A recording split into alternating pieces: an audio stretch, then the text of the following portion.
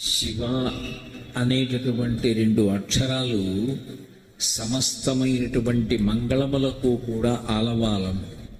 అందుకే అమరకోశం శివ అన్న పదాన్ని వ్యాఖ్యానం చేస్తూ మంగళము, శోభనము, కళ్యాణము, భద్రము, శుభము వీటన్నింటికీ పర్యాయపదంగా శివుణ్ణి చెప్పింది. అందుకే నాకు శివుడు అక్కర్లేదు అంటే నాకు శుభములు అక్కర్లేదు అని చెప్పినట్లు గుర్తు.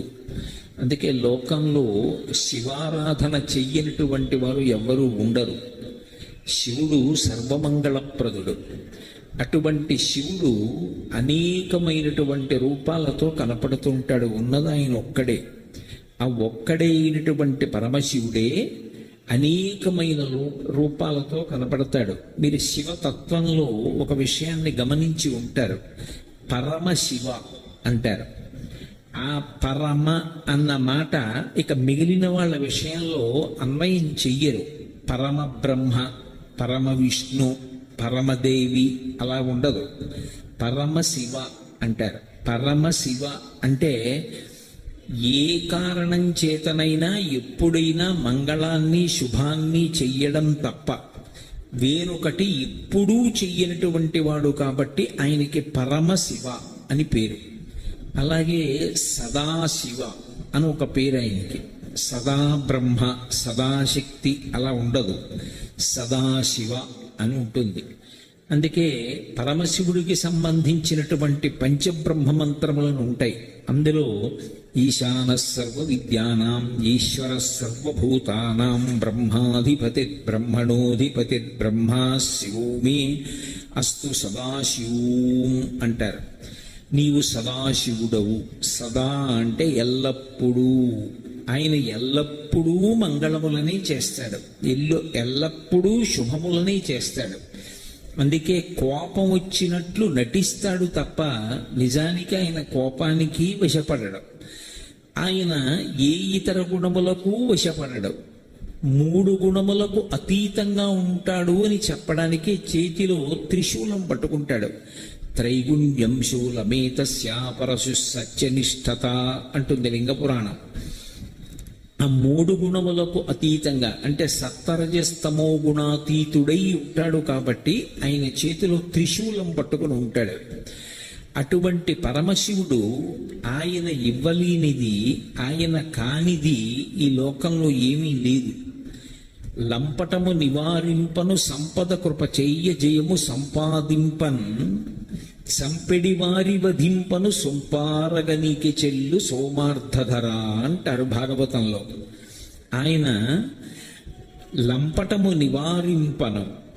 ఏదైనా లంపటం అంటే బాధ, ఆపద, కష్టం, బరువు వీటిని తీసేయాలన్నా, సంపద కృపచేయ ఐశ్వర్యాన్ని ఇవ్వాలన్నా, సంపద కృపచేయ జయము సంపాదింపన్ ఏదైనా ఒక విషయంలో జయాన్ని సంపాదించాలన్నా, జయము సంపాదించన్ సంపెడివారి వధింపను మనని బాధ పెట్టేటటువంటి శత్రువులను ఉగ్గడించాలన్నా, లేదా ఇన్ని జన్మలెత్తినప్పటికీ కూడా చిట్ట చివర జన్మ పరిసమాప్తం ఎవరి చేతుల్లో అవుతుంది అంటే యమధర్మరాజు గారి యొక్క పాశముల వలన అవుతుంది.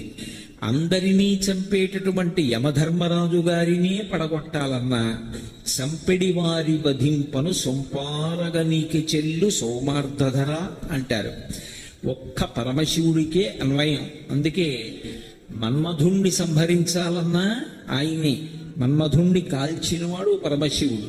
అలాగే యమధర్మరాజు గారి యొక్క వక్షస్థలం మీద తన్నినటువంటి వాడు పరమశివుడు.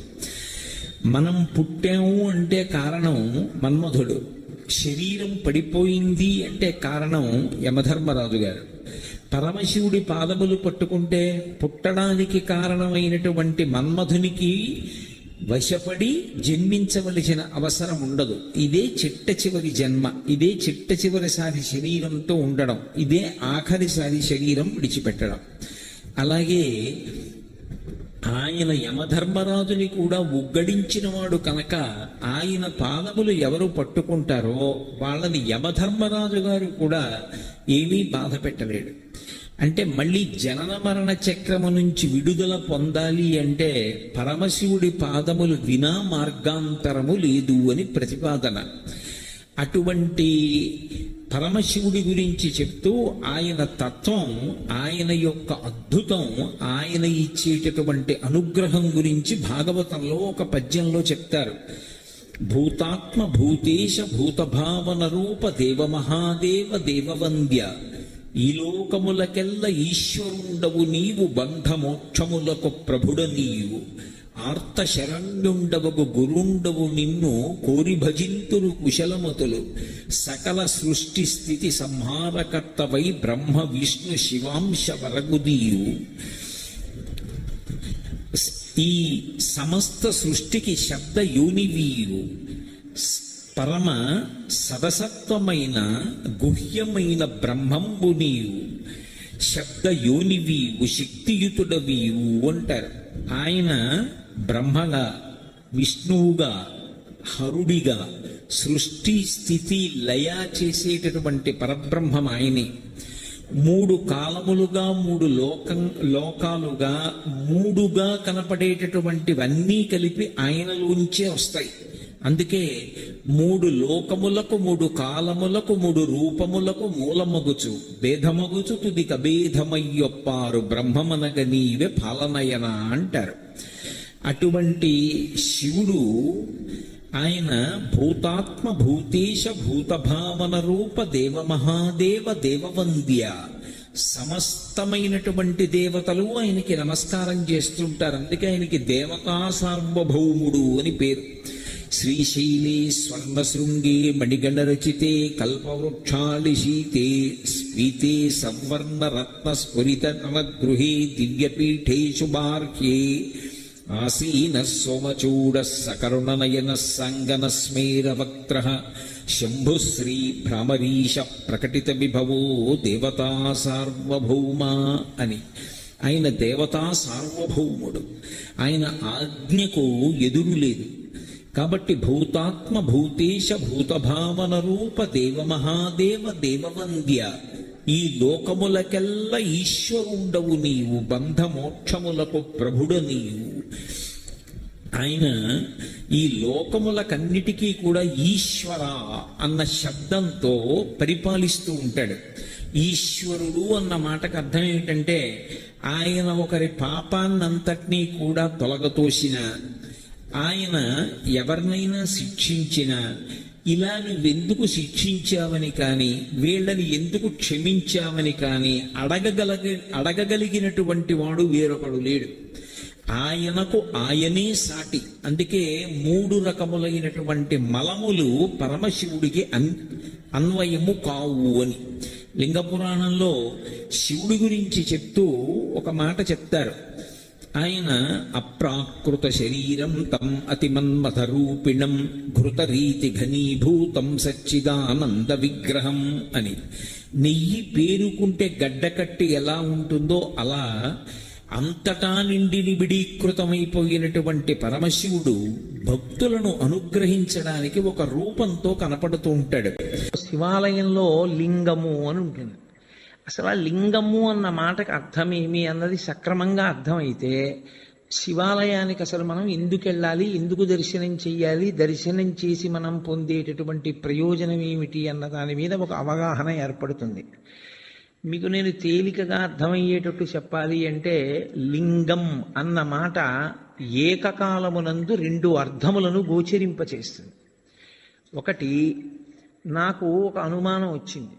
ఏమిటి అనుమానం అంటే, సప్తధాతువులేగా ఎవరి ఎందున్నా, ఇప్పుడు ఈ సభలో ఉన్న ఎవరిలో ఉన్నవైనా నాలో ఉన్నవైనా కేవలము సప్తధాతువులే. చర్మము, రక్తము, మాంసము, కొవ్వు, అస్థి, శుక్ల, మేధ. ఈ 7 పదార్థములతోటే ఇన్ని శరీరములు తయారయ్యాయి. కానీ ఒక శరీరాన్ని పోలినట్టు వేరొక శరీరం ఉండదు. అలాగని తండ్రి పోలిక కొడుక్కి రాకుండా ఉండదు. ఏదో కూతురికి ఏ మేనమామ పోలికో తల్లి పోలికో వస్తుంది. మరి పోలికొచ్చినా ఒకేలా మాత్రం ఏ ఇద్దరు వ్యక్తులు ఉండడానికి అవకాశం లేదు. ఇంత భిన్నత్వంతో ఈ లోకాన్నంతటినీ ఆయన సృజించాడు. విశ్వము యొక్క మాట పక్కన పెట్టండి, అసలు ప్రపంచం యొక్క మాట పక్కన పెట్టండి. ఒకే వ్యక్తినే తయారు చేస్తున్నాడు ఆయన, మనుష్యుణ్ణి తయారు చేస్తున్నాడు. అందరికీ 2 కళ్ళు పెట్టాలి, అందరికీ ఒక ముక్కు పెట్టి 2 కన్నాలు పెట్టాలి, అందరికీ 2 చెవులు పెట్టాలి, అందరికీ నోరు పెట్టాలి, అందరికీ నుదురు పెట్టాలి, జుట్టు ఉంచాలి. కానీ 1,00,00,000 మంది వ్యక్తుల్ని ఏకకాలంలో చూసినా ఒక వ్యక్తిలా వేరొక వ్యక్తి ఉండకూడదు. ఇంత నిర్మాణ దక్షతతో, ఇంత గొప్పగా, అదే పదార్థములతో ఇంత భిన్నత్వాన్ని తీసుకొచ్చేటట్టుగా చెక్కిన శిల్పి ఎవరు నాకు చూడాలనిపించింది అనుకోండి. నేను ఎక్కడో అక్కడ చూడాలి కదా, వాడిని చూడాలని నాకు ఆతృత పుట్టింది. ఏదో మనం బదరీ వెళ్ళాలనుకున్నట్టు, కేదారం వెళ్ళాలనుకున్నట్టు, అరుణాచలం వెళ్ళాలనుకున్నట్టు ఆయన ఒక్కసారి చూద్దామని అనిపించింది అనుకోండి. అప్పుడు ఆయన లింగస్వరూపంతో ఉంటాడు. ఎందుకు లింగస్వరూపంతో ఉంటాడంటే, ఆ చెక్కినటువంటి వ్యక్తి ఉన్నాడే, ఈ లోకమునంతటినీ కూడా సృజించిన వాడు ఉన్నాడే, వాడు నిర్మించి విడిచిపెట్టలేదు. వాడు దీని వృద్ధికి నాశనానికి కూడా కారణమవుతున్నాడు. కొన్నాళ్ళు పెరగాలి జీవులన్నీ, పెరిగిన జీవులు లయమైపోవాలి, లయమైపోయినప్పుడు ఈ భూమి మీదే పడిపోవాలి, భూమిలోనే కలిసిపోవాలి. మళ్ళీ సృష్టింపబడినప్పుడు బయట ఉన్న పంచభూతములతోటే సృష్టింపబడాలి. ఇది పెరుగుతూ ఉండాలి, ఇదే మళ్ళీ తరిగిపోతూ ఉండాలి, ఇదే పడిపోతూ ఉండాలి. జీవుల యొక్క పాపపుణ్యములను దృష్టిలో పెట్టుకుని శరీరాల్ని మారుస్తూ ఉండాలి. లోపల ఉన్నవాడు జీవుడు, వాడికి ఏవో పాపపుణ్యాలు ఉన్నాయి, ఇవాళ ఇందులో ఉన్నాడు, ఇది పడిపోయిన తర్వాత వాడు ఇందులోకి వెళ్ళాలి, నిర్ణయం చేసి ఆ శరీరాన్ని సిద్ధం చేసి అందులోకి పంపాలి. ఇన్ని లెక్కలు కట్టుకుంటూ ఉండాలి, ఇన్ని విషయాల్ని చూస్తూ ఉండాలి, ఇన్ని విషయాల్ని నిర్వహిస్తూ ఉండాలి. అందుకే మీరు ఎప్పుడైనా దేవతా స్వరూపాల్ని చూస్తే సనాతన ధర్మంలో తామర పువ్వు పట్టుకుంటారు. ప్రతి వాళ్ళు ఓ తామర పువ్వు పట్టుకుంటారు. ఎందుకు ఆ తామర పువ్వు అంటే, తామర పువ్వు వికసనమునకు గుర్తు. వికసనము అంటే ఒక నిర్దిష్టమైనటువంటి వ్యూహముతో ఈ విశ్వము నిర్వహింపబడేటట్టుగా చేయగలిగినటువంటి ఏర్పాటు. భూమి తన చుట్టూ తాను తిరగాలి, తిరుగుతూ సూర్యుడి చుట్టూ తిరగాలి. భూమి తన చుట్టూ తాను తిరుగుతున్నప్పుడు ఒకే వేగంతో తిరగాలి, 24 గంటల్లో పూర్తి చెయ్యాలి. సూర్యుడి చుట్టూ తిరిగితే ఋతువులు ఏర్పడాలి, తన చుట్టూ తాను తిరిగితే రాత్రింబవళ్ళు ఏర్పడాలి. నక్షత్రములు భూమి కన్నా 1,00,00,000 రెట్ల పెద్దవైన మిణుక్కు మిణుక్కుమంటూ అంత దూరంలో అలాగే ప్రకాశిస్తూ ఉండాలి, స్వయం ప్రకాశకములై. భూమి లోపల ఎన్ని భోగ్య వస్తువులను దాచుకున్నా ఎంత ఉందో, ఎంత తవ్వుతున్నామో, ఎంత ఇస్తోందో, ఇంకా ఎంత మిగిలిందో ప్రపంచంలో తెలుసుకోగలిగినటువంటి వాడు లేడు. భూమి లోపల ఇంత ఖనిజ సంపద ఉంది, ఇంత వాడాం, ఇంకా ఇంత మిగిలింది చెప్పగలిగిన వాడు ప్రపంచంలో ఎవ్వడూ లేడు. ఎంత ఉందో తెలియదు, ఎంత తీస్తున్నామో తెలియదు, ఎంత ఖర్చు పెడుతున్నామో తెలియదు. ఇంత దాచిన వాడెవరు? అదిగో ఇవన్నీ నిర్వహిస్తున్నవాడున్నాడే, వాడు పరమేశ్వరుడు అని పేరు. ఆ పరమేశ్వరుణ్ణి చూడాలనేటటువంటి కుతూహలం కలిగినటువంటి వాడు ఆలయ ప్రవేశం చేసినప్పుడు లింగముగా దర్శనమిస్తాడు. లింగము అంటే గుర్తు. దేనికి గుర్తు? నీకు కలిగిన ఆర్తికి జవాబు చెప్పటానికి గుర్తు. అందుకే శివాలయంలోకి ఎందుకు వెళ్ళాలి అంటే, నీకు ఆర్తి కలిగితే వెళ్ళాలి. ఏ ఆర్తి కలిగితే వెళ్ళాలి అంటే, నీకు అసలు ఈ విశ్వాన్నంతటినీ నిర్మించి నిర్వహించి లయం చేస్తున్న వాణ్ణి చూడాలి అని నీకు అనిపిస్తే అప్పుడు శివాలయంలోకి వెళ్ళాలి. ఆ వెళ్ళినప్పుడు నీకు కలిగేటటువంటి అనుభూతి వేరు, అది లేకుండా శివాలయంలో ప్రవేశిస్తే ఉండేటటువంటి స్థితి వేరు. అందుకే లింగం నీకు కలిగిన ఆర్తికి జవాబు కాదు. పరమేశ్వరుడి వైపు నుంచి చూసినప్పుడు పరమేశ్వరుడికి అసలు రూపం ఏమిటి? ఈ రూపంతో ఉంటాడు పరమేశ్వరుడు, ఇంతే, ఇలాగే ఉంటాడు, ఇంకింతకన్నా భిన్నంగా ఉండడు అని నేను అన్నాను అనుకోండి, తప్పది. అసలు ఈశ్వరుడికి ఆకృతి లేదు. కొంచెం నేను దగ్గరికి తీసుకొచ్చి చెప్పాలి అంటే, యథార్థం అవుతుందని చెప్పలేను, దగ్గరికి తీసుకొచ్చి చెప్పాలంటే ఆయన మేలిమి బంగారము వంటివాడు. ఇప్పుడు ఆ బంగారంతో మీరు గొలుసు చేయించుకోవచ్చు, కేయూరం చేయించుకోవచ్చు, కంకణం చేయించుకోవచ్చు. అది నామరూపములుగా మీ ఇష్టాన్ని బట్టి మారుతుంది. కానీ అసలు పరమేశ్వరుడు ముద్ద బంగారం, దానికి ఏం రూపం లేదు, మీరు మార్చుకున్నారు. భగవంతుడు నాకు ఈ రూపంతో కనపడాలని ఆర్తి పొందినటువంటి భాగవతుల యొక్క కోరిక తీర్చడానికి ఆయన ఒక రూపాన్ని పొందాడు తప్ప ఆయనకంటూ అసలు రూపమే లేదు. ఆయన నిర్గుణుడు. అందుకే వేదాంత డిండిమం చేస్తూ శంకరాచార్యులు వారు అంటారు,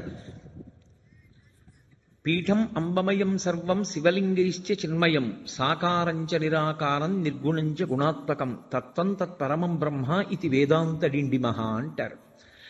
ఆయన నిర్గుణంలోంచి సగుణంగా వస్తాడు, కంటికి కనపడే రూపంలో వస్తాడు. ఎందుకు అలా రావాలి అంటే ఏదో ఒక రూపంలో రావాలని కోరుకున్న భక్తుడు ఒకడున్నాడు, వాడి కోసం రూపం దాల్చాడు. లేకపోతే అసలు ఆయనకి రూపంతో ఉండవలసిన అవసరమే లేదు, అంతటా నిండి నిబిడీకృతమై ఉంటాడు. కాబట్టి ఆయనని ఒక రూపంతో చెప్పడం కుదరదు. ఒక రూపం చెప్పకపోతే మనసు నిలబడదు. అందుకే రూపం ఉన్నవాడా రూపము లేనివాడా అంటే రూపముండి రూపము లేనివాడు. ఉంది, శివలింగం ఉంది కానీ దానికి రూపం ఉందా? రూపం లేదు. అందుకే శివలింగానికి వేదాంతంలో అరూపరూపి అని పేరు. రూపమున్నది రూపము లేనిది. ఇలా ఓ ఆకారం కనపడుతోంది కానీ దానికి కాళ్ళ చేతుల ముఖమా ఏమి లేవు. కాబట్టి అది అరూపరూపి. ఇప్పుడు ఆ శివలింగము ఒక గుర్తు. ఏమంటే అది ఒక గుర్తు అయితే దానికి శక్తి ఏం లేదు, అది ఒక గుర్తుగా మనం పెట్టుకున్నామంతే తప్పించి అది నిజంగా శక్తివంతం కాదా అని మీరు అంటారేమో. శివలింగానికి ఉన్నటువంటి శక్తి అసలు లింగ స్వరూపంలో ఉంది. ఎందుచేత అంటే శివలింగం ఎలా ఉంటుంది? ఇలా ఉంటుంది కదా, గుండ్రంగా ఉంటుంది. ఇప్పుడు ఇలా గుండ్రంగా ఉంది అని నేను అన్నాను అనుకోండి, శివలింగం ఇంత ఉంది, ఇంతదైతే అప్పుడు అందులోకి పట్టేవి ఇంకొంచెం పెరిగాయా? ఈ గది అంతా అన్నాను అనుకోండి, అప్పుడు ఈ గదిలో అన్నీ అందులోకి పట్టేశాయా? గుంటూరంతా అని తిప్పాను అనుకోండి, గుంటూరంతా లింగంలో ఉందా? కాదు. ఆంధ్రదేశం అంతా అని తిప్పాను అనుకోండి, ఆంధ్రదేశం అంతా అందులో ఉందా? అలానే తిప్పుతూ ఈ బ్రహ్మాండం అంతా అన్నాను అనుకోండి, ఇప్పుడు ఈ బ్రహ్మాండం అంతా ఎందులో ఉంది? అందులోనే ఉంది. అంతా ఎందులో ఉందో అది లింగం, అంతా ఎందులో పెరుగుతోందో అది లింగం, అంతా ఎందులోకి కలిసిపోతోందో అది లింగం. ఇప్పుడు పరమేశ్వరుణ్ణి యథార్థముగా సూచించుటకు గుర్తు శివలింగము. కాబట్టి కంటితో కనపడినది కాదు, ఇది సర్వవ్యాపకమైతే ఇది చుట్టుకుంటే నిజానికి దీనిలో ఈ బ్రహ్మాండమంతా ఉన్నది అని గుర్తుపట్టాలి. సరే ఏమంటే ఊహ చేత గుర్తుపట్టమంటున్నారు మీరు, నిజమే ఊహ చేత గుర్తుపడతాం. మన ఊహ చేత ఈశ్వరునికి శక్తి ఆపాదించడమా?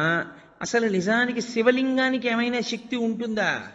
అక్కడ ఓ శివలింగం ఉందనుకోండి, ఇప్పుడు ఇక్కడ శివాలయంలో శివలింగం ఉంది, ఆ శివలింగానికి శివలింగంగా ఏమైనా శక్తి ఉంటుందా? నా ఊహ చేత నేను అలా ఆలోచించడమేనా? అంటే శివలింగమునకు 5 ముఖములు ఉంటాయి, 5 ముఖములతో ఉంటుంది. ఏది ముఖము అంటే మీరు ఎటు విభూతి రాసి బొట్టు పెడితే అది ముఖం.